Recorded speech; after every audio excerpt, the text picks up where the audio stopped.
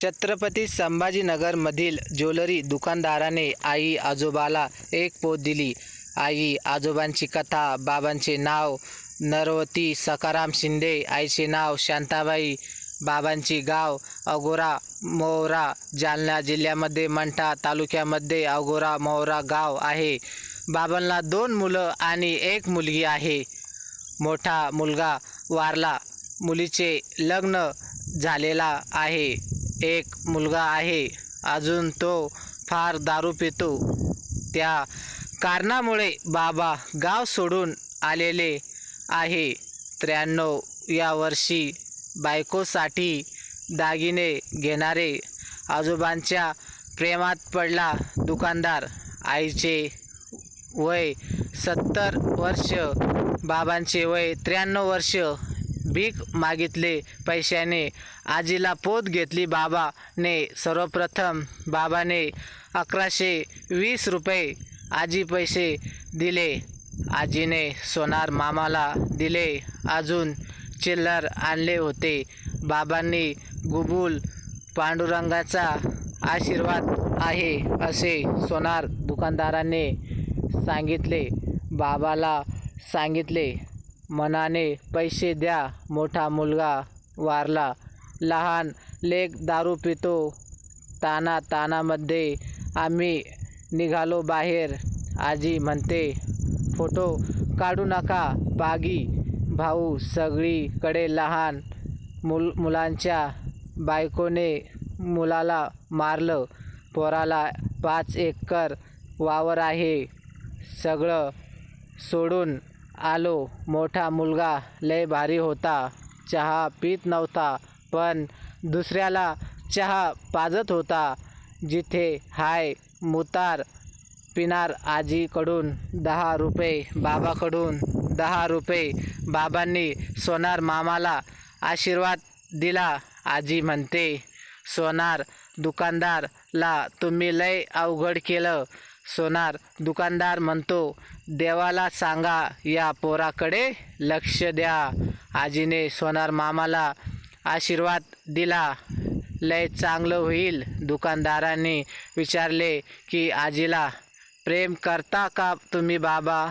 बाबा म्हणतात, प्रेम आता आजीला करतो. सोनार दुकानदाराने चहा दिली बाबा आणि आईला. सोनार मामा म्हणतात, आजीला जीव लावा की तुम्ही. कोणी तुम्ही? त्या दिवशी तुम्ही आला होता तर पाहिलं की तुम्ही काठी टोचत होता आजीला. बाबाला विचारा, तुम्ही आता काय करतात? बाबांनी सांगितले, छत्रपती संभाजीनगरमध्ये गजानन सतन मंदिरमधील परिसरमध्ये आम्ही भीक मागतात. त्यांच्या अगोदर आई बाबा पहिले आईच्या मंदिरात मागते भीक. सोनार मामाने सोना दुकानदाराने आई बाबाकडून फक्त 20 रुपये घेतले आणि 25,000ची फक्त 20 रुपयेमध्ये दिले. असं नाही की सोना दुकानदाराने आई बाबांना त्यांच्यातर्फे 25,000 पोत दिली. आई बाबा भीक मागून आपले पोट भरतात. मोठा मुलगा वारलेला होता. 1 मुलगी होती, तिचं लग्न झालेलं होतं. दुसरं मुलगा होता, तो बुंगारी होता. नेहमी भांडणामुळे बाबा आई आणि छत्रपती संभाजीनगरमध्ये आले. त्या ठिकाणी गजानन मंदिरमध्ये भीक मागण्याचे काम चालू केले. त्यानंतर तिला परिसरामध्ये भीक मागायचं काम चालू केलं आणि आपले पोट भरत होते. पण या कथामध्ये एवढे लक्षात आलं की मुलगा असून भी काय फायदा. आई बाबा 5 एकर शेती असून भी मागतात. शेत असून काय फायदा. पण या कथामध्ये एवढे लक्षात आलं की आई बाबांची जोडी 93 वर्ष झाले. बाबांचे आईचे 70 वर्ष झाले. तरी बाबा आईसाठी पोत घेण्यासाठी सुद्धा दुकानामध्ये गेले.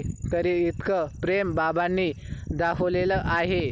तर मैत्रिणींनो आणि मित्रांनो, तुम्हाला या कथामध्ये काय वाटलं कमेंट बॉक्समध्ये नक्की कळवा. आणि व्हिडिओ आवडला असेल तर व्हिडिओला लाईक आणि शेअर करा. आणि अशाच नवनवीन कथा दररोज न चुकता ऐकण्याकरिता आमच्या चॅनलला सबस्क्राईब नक्कीच करा. धन्यवाद.